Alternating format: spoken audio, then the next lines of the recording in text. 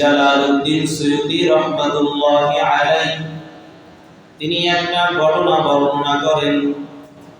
হজের মৌসুমে এক আল্লাহর বান্দা হজ পালনের জন্য কাফেলা নিয়ে রওনা হয়ে গেল। আগের জামানায় হজের জন্য মানুষ যেত, পায়ে হেঁটে স্টিমারে চড়ে মানুষ হজে যাইত। আল্লাহর ওলি জালালউদ্দিন সুয়ুতী রাহমাতুল্লাহি আলাইহি লেখেন, হজের কাফেলা যখন রওনা হয়ে যায়, মরুভূমির ভেতরে গিয়ে একজন বান্দা দুনিয়া থেকে বিদায় নিয়ে গেল, ইন্তেকাল হয়ে গেল। কাফেলার অন্য মানুষ তারা সবাই পেরেশান হয়ে গেল। এখন কি করা যায়? দাফন করা দরকার। দাফন করার জন্য কবর খনন করা দরকার। কবর খননের জন্য যা কিছু দরকার পন্থাগুলো তো আর সাথে নাই। খুঁজতে লাগলো কোথায় পাই। একটু দূরেই একটা এলাকায় গিয়া ঢুকলো। ওখানে গিয়া দেখলেন এক মহিলা একটা কোদাল দিয়া ময়লা পরিষ্কার করতেছেন। ওই কাফেলার মানুষগুলো ডাক দিয়া বলল, তোমার কোদালটা একটু আমাদেরকে দাও, আমাদের হজের কাফেলার একজন মানুষ দুনিয়া থেকে বিদায় নিয়েছে, তাকে কবরস্থ করব। তার কবর খনন করার জন্য আমাদের একটা কোদাল দরকার, তুমি তোমার কোদালটা দাও। মহিলা ডাক দিয়া বলে, আমি দিতে পারি, তবে শর্ত হলো আমি আবার এটা আনতে যেতে পারবো না, তোমরা দিয়া যাইবা। বলে, হ্যাঁ, আমরাই তোমার কোদালকে দিয়া যাব। কোদালটা নিয়ে তারা কবরস্থ করার জন্য কবর খনন করলেন। কবর যখন খনন করলেন, লাশ কবরে রাখলেন। কবরে রাখার পরে কবর কমপ্লিট করে উঠলেন, সবাই রওনা দিবে হজের জন্য। কিন্তু এবার একজন ডাক দিয়া বলে, মহিলার কোদালটা কই? কোদাল খুঁজে পায় না।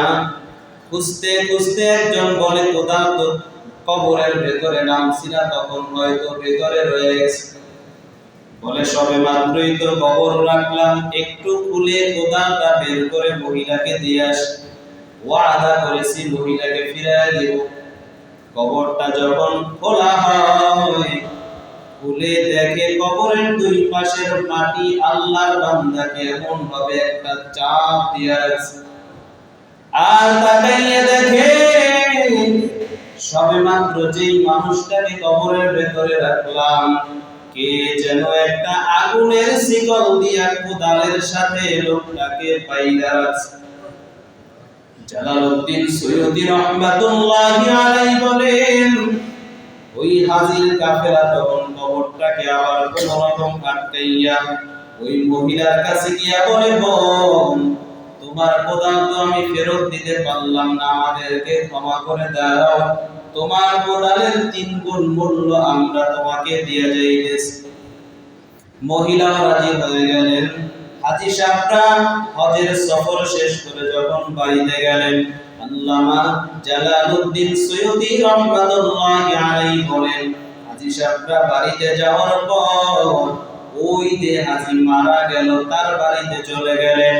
তার বাড়িতে তার স্ত্রীকে গিয়া বলতেছেন, বোন, তোমার স্বামী এমন কি অপকর্ম করতো, এমন কি আমল করতো, এমন কি অন্যায় করতো, যে কারণে তার কবরের ভেতরে এই হালাত আমরা দেখলাম।